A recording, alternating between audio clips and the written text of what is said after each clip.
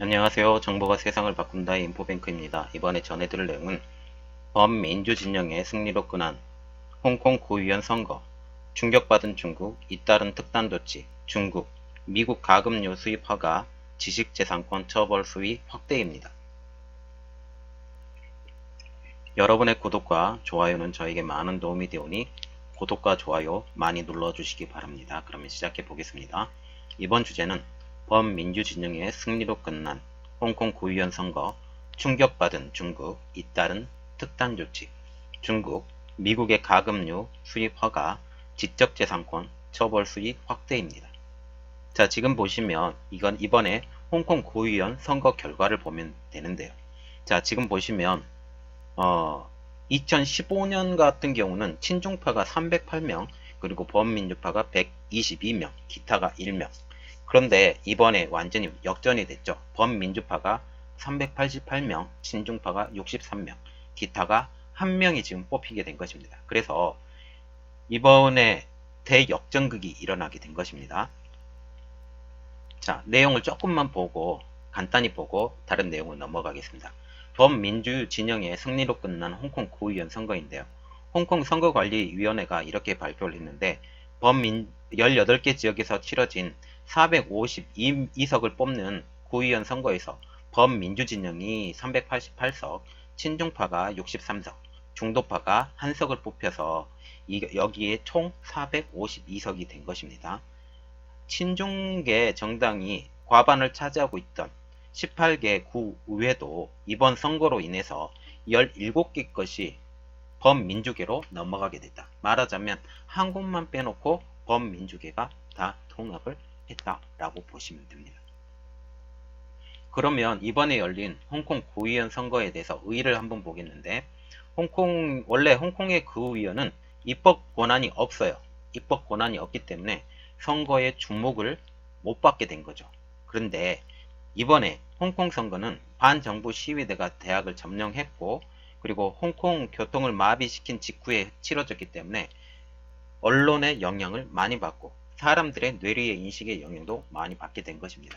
물론 이번에 구의원 선거 때문에 홍콩의 행정장관이 친중파가 아닌 민주파로 바뀔 수 있다라는 그런 개념은 또 이런 개념하고 좀 다릅니다.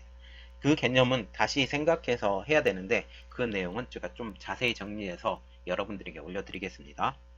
그렇지만 이러한 이유로 인해서 이번 선거는 캐리람 홍콩 행정장관에 대한 신임투표 성격이 아주 강하게 된 것입니다. 그러면 이번 홍콩 구의원 선거 결과에 대한 캐리람 행정장관의 반응을 좀 봐야 되겠는데요.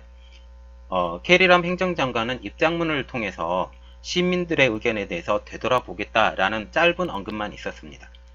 그리고 이러한 언급을 한 후에 질문을 받았는데 시위 진압 과정에 대한 독립조사위원회 설치 등 범민주파와 시위대 요구에 대한 반응은 어떤 것이냐라는 질문에 아무런 입장도 밝히지 않았다라는 게 가장 큰 핵심입니다. 말하자면 시민의 의견에 대해서는 묵살했다라고 보시면 되겠습니다.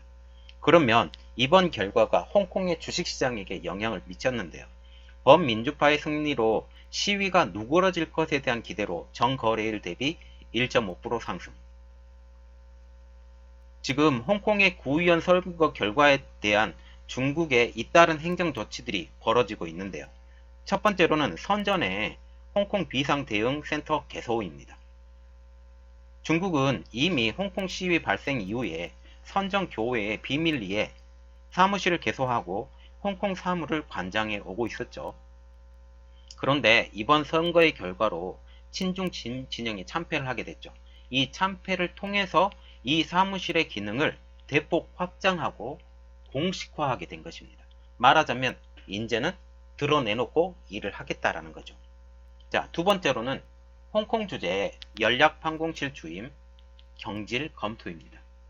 지금 중국 공산당이 왕즈민 홍콩 주재 연락판공실 주임이 제 역할을 다 하지 못했다라고 보고 있기 때문에 교체를 고려하고 있다는 겁니다. 홍콩 주재 연락판공실 주임은 중국이 홍콩에 파견한 관리 중에서 최고위직에 임명이 돼 있는 건데요. 말하자면 최고위직을 지금 파면을 하고 새로운 고위직을 지금 들어앉히겠다라는 겁니다. 자, 그러면 왜 중국이 이렇게 두 가지 행정 조치를 잇따라 하게 되는 것일까요? 그 이유는 거세어질 행정장관 직선제 요구에 대응하기 위해서입니다. 이번 선거의 결과에 힘을 받은 시위대는 행정장관 직선제 등을 요구할 전망에 따라서 중국 정부가 민첩한 대응에 필요한 시기에 이를 위해서 선전에 홍콩 비상대응센터를 정식으로 개소하고 그리고 연락방공실 주임도 교체하라고 하는 내용입니다. 그리고 또한 미국에도 화웨이의 제스처를 지금 보내고 있는데요. 첫 번째로는 미국의 가금류 수입 허가입니다. 그리고 두 번째로는 지식재산권 처벌 수위 확대이죠. 자, 그러면 첫 번째로 볼래요. 미국의 가금류 수입 허가입니다. 블룸버그 통신에 의하면 중국 세관 당국은 지난 22일 날 웹사이트를 통해서 172개 미국 내 시설에서 생산된 가금류의 수입을 허가하겠다라고 발표를 했는데요. 이는 중국 세관 당국이 미국의 가금류에 대한 수입 제한을 해지한 데 이어서 172개 미국 시설에서 생산된 가금류에 대한 수입을 허가한 것이다. 공식적으로. 자, 그러면 이번에 발표한 미국의 가금류 수입 허가 내용을 한번 보면 중국 세관 당국이 허가한 미국의 가금류 생산업체는 타이슨 푸드를 비롯해서 필그림스 프라이드, 샌더스 팜스 등이 포함된 대형 가금류 기업들이 포함되어 있다고 미국 농무부 식품안전검사국이 관보를 통해서 발표를 했습니다. 그래서 중국 세관 당국이 수입이 가능한 미국산 가금류 생산업체 목록을 밝힘에 따라서 조만간 중국의 미국산 가금류 수입이 이루어질 전망이라고 지금 보시면 됩니다. 그러면 왜 미국이 가금류 수입 금지를 왜 했냐? 그 전에 왜 했고 이번에 해제했고 수입도 허가를 했냐 라고 보시면 2015년도 1월 달에 조류 인플루엔자가 발생을 했습니다. 여기서 발생을 하자 미국산 가금류와 달걀의 수입을 전면적으로 금지를 하게 된 것입니다. 그러면 미국의 가금류 수입을 허가한 이유를 한번 보면 중국 전역에서 발병하는 아프리카 돼지열병이라는 ASF가 창고를 했죠. 이거 창고를 통해서 돼지고기 가격이 어마어마하게 2배 이상 튀어 올랐어요. 그래서 돼지고기 대신에 닭고기를 찾는 소비자들이 늘어서 거의 5년 만에 미국산 가금류 수입을 허용한 것입니다.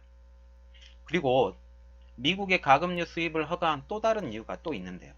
1단계 무역협상을 서둘러 타결하도록 미국 측에 압박하려고 하는 의도입니다. 그리고 또한 홍콩 사태에 대해서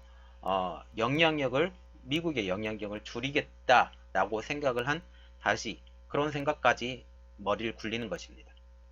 자, 그러면 미국에서 보는 중국 가금류 수입 물량을 예측을 해보자면 로버트 라이트하이저 무역대표부 대표가 이렇게 말을 하고 있는데 미국의 대중국 가금류 수출액이 최대 10억 달러에 달할 것이다.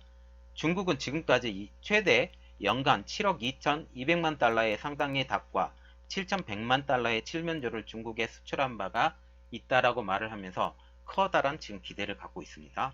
그리고 두 번째, 이게 제일 중요한데요. 중국이 지식재산권 처벌 수위를 확대를 했습니다. 그동안 계속 미국에서 손가락질하면서 이것을 풀어달라고 얘기했던 그 내용입니다. 중국 관련 언론인 글로벌 타임즈에서 이렇게 발표를 하고 있는데요. 중국 국무원이 23개 항목의 지재권 보호 강화 방침을 발표하면서 지식재산권 위반에 대한 벌금 수입을 높일 것이다 라고 발표를 했습니다. 또한 특허와 저작권 영역에서 권리 침해에 대한 징벌적 손해배상 제도를 도입을 하면서 기업 비밀에 대한 보호 강도를 이번에 높이기로 한 것입니다. 더불어서 지식재산권 침해 범죄를 구성하는 요건 기준을 낮추면서 형사처벌의 강도도 이번에 강화할 계획이다 라고까지 발표를 했습니다. 다만 처벌 수위에 대한 구체적인 사항은 이번에 공개되지 않았는데 지금 이게 공식적으로 공개가 되고 여기가 미국이 만족할 만한 수준의 그런 수준까지 이 처벌 수위가 높아져야 된다는 게 미국의 입장이라고 보시면 아직까지는 조금 멀었다라고 보시면 됩니다.